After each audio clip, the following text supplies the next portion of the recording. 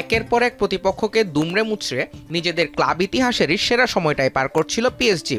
ফ্রান্সের ঘরোয়া ফুটবলের সব শিরোপা নিশ্চিত হয়েছিল আগেই, সঙ্গে অধরা চ্যাম্পিয়ন্স লিগের শ্রেষ্ঠত্বটাও পেয়েছে সদ্য শেষ হওয়া মৌসুমে। ক্লাব বিশ্বকাপেও প্রতিপক্ষকে অনেকটা উড়িয়ে দিয়ে ফাইনালে পা রেখেছিল লা প্যারিসিয়ানরা, কিন্তু ফাইনালের বড় মঞ্চে তাদের বাস্তবতা চেনালো চেলসি।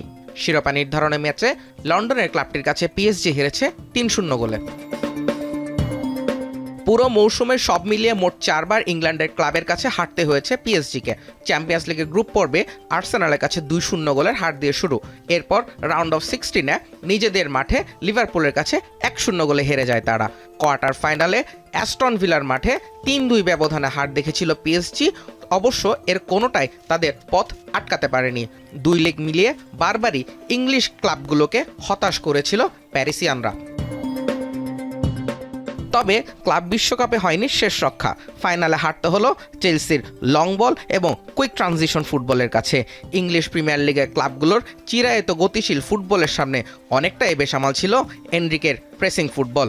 পুরো ম্যাচে মাত্র 34% বল পায়ে রাখলেও চেলসির দ্রুত গতির আক্রমণগুলো ছিল অনেক বেশি কার্যকর, যেমনটা দেখা গিয়েছিল অ্যাস্টন ভিলা কিংবা লিভারপুলের বিপক্ষেও।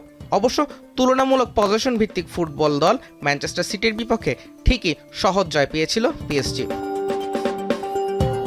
ইংলিশ প্রিমিয়ার লিগে দ্রুতগতির আক্রমণের কাছে হেরে শেষ হয়েছে পিএসজির এবারের যাত্রা।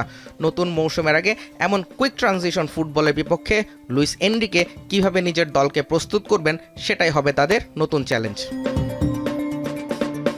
জুবায়ের আহমেদ, এখন।